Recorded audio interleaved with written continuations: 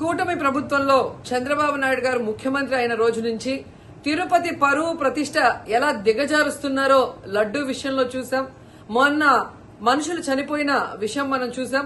ఈ రోజు deputy mayor ఎన్నికల్లో ఏ విధంగా మేయర్ మీద గాని, అలాగే వచ్చిన కార్పొరేటర్ల మీద, అలాగే దళిత ఎంపీ మీద దాడులు చేయడం మనం కళ్ళారా చూస్తున్నాం.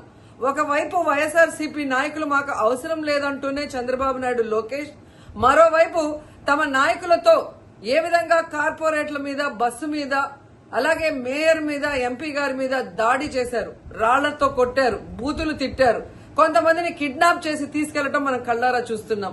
ఇవన్నీ కూడా పోలీసులు చూస్తుండగానే వాళ్ళ ప్రేక్షక పాత్ర వహించినప్పుడే జరగటం అనేది ఈ రాష్ట్రంలో లా అండ్ ఆర్డర్ ఎంత ఘోరంగా ఫెయిల్యూర్ అయిందో మనకు అర్థమవుతుంది.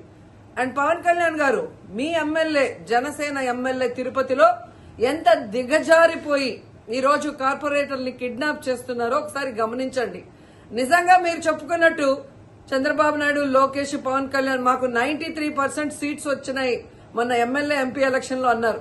మీది ఈవీఎం గెలుపు అని అందరూ కూడా అనుకున్నారు. అదే నిజం అనేది ఇక్కడ మళ్లీ ప్రూవ్ అయింది.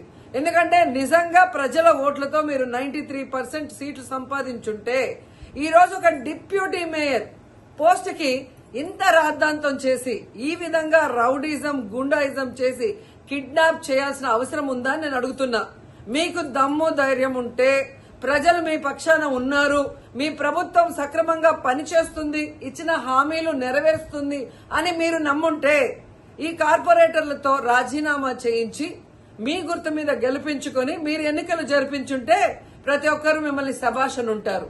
కానీ ఇక్కడ జరిగే ఒక డిప్యూటీ మేయర్ ఎన్నికలకే ఈ విధంగా ఒక మహిళని చూడకుండా మేయర్ ని ఏ విధంగా హ్యూమిలేట్ చేస్తున్నారు, ఆమె మీద దాడి చేస్తున్నారు, అలాగే ఒక దళిత ఎంపీ గురుమూర్తి గారి మీద ఎలా బూతులతో తిట్టి దాడి చేస్తున్నారో టీవీలో అందరూ గమనిస్తున్నారు. సో మీరు ఫెయిల్యూర్ అయ్యారు. ఈ 7 నెలల కాలంలో ప్రజలు మిమ్మల్ని అసహించుకుంటున్నారన్న విషయం తెలిసి ఇలా దిగజారుడు రాజకీయాలు, రౌడీ రాజకీయాలు చేయాలనుకోవటం నిజం కాదని నేను అడుగుతున్నా. ఒకవైపు ఎలక్షన్ కమిషన్ మేము రిక్వెస్ట్ చేస్తున్నాం, ఇలాంటి కూటమి ప్రభుత్వం చేసే ఈ దారుణాలకి ఫుల్ స్టాప్ పెట్టండి.